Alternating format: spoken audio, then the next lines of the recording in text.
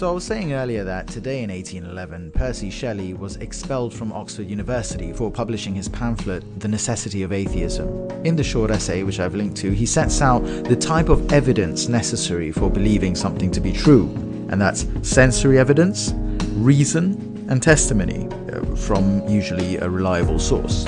You can make of that what you will. I don't think it's a revolutionary piece of writing or a particularly interesting argument. But the idea that atheism may be necessary is interesting, and also obviously relevant. Religion has indeed caused and continues to cause a lot of suppression, oppression, intolerance, and ignorance in the world. We know this, and I think this is one of the main reasons that staunch atheists tend to reject religion without a second thought. Because they believe that so much evil in the world is caused directly by religion, they might feel a sense of hostility towards religion and religious people. And this is understandable. There are few people out there who are able to think charitably of those they consider the enemy. But is atheism necessary? Or let me rephrase that. In order to defeat intolerance, oppression, and ignorance, is atheism the only possible path forward? I think I've got two things to say here.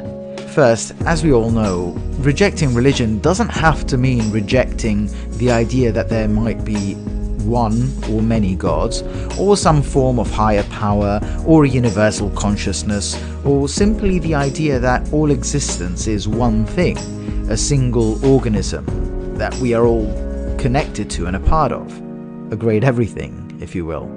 And second, yes, religion may be the cause of ignorance and intolerance and oppression, but it isn't the only cause. And it certainly isn't a necessary cause. Ignorance can exist with or without religion, because tribalism doesn't need Yahweh or Vishnu or Allah to thrive. In Argentina, people get into gunfights about soccer. And let's not forget that religion is also the source of great beauty and compassion in the world. The works of the Renaissance, Bach, Indian classical music, the Loftullah Mosque in Isfahan, these are masterpieces that showcase the very best of humanity and simply wouldn't have been possible without a belief in God.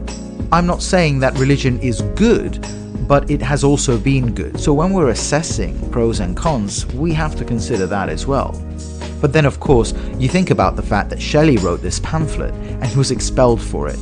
You realize that if there is an enemy here, it's dogmatism. It's going along with what we believe without questioning it and aggressively suppressing any voice that does question it. It's about refusing to acknowledge arguments that are different from ours and instead deciding that those who disagree with us are immoral or dangerous.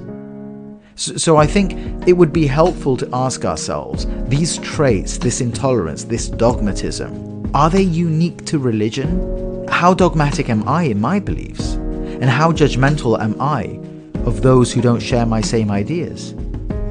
So maybe atheism is necessary. I mean, maybe the perfect world is a world like John Lennon wanted it, without a religion. I don't know. But what's far more necessary is simple tolerance. And I think that you don't have to reject God to be a tolerant person. In fact, quite often, the contrary is true.